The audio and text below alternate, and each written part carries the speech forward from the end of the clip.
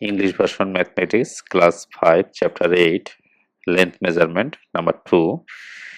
Number 2, Raju's height 1.35 meter and his brother height 9.6 decimeter.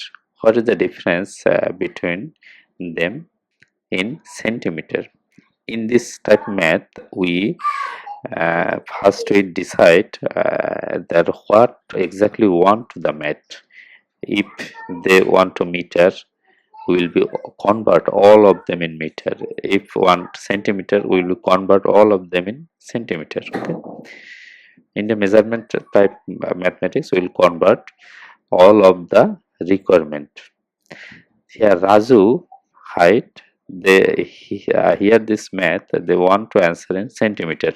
Then Raju height 1.35 centimeter equal to 135 centimeter, because 1 we know 1 meter equal to 100 centimeter. Then brother height 9.6 decimeter, that means 96 centimeters, because 1 decimeter equal to 10 centimeter. Then difference 135 minus 96 equal to 39 centimeters. Thank you.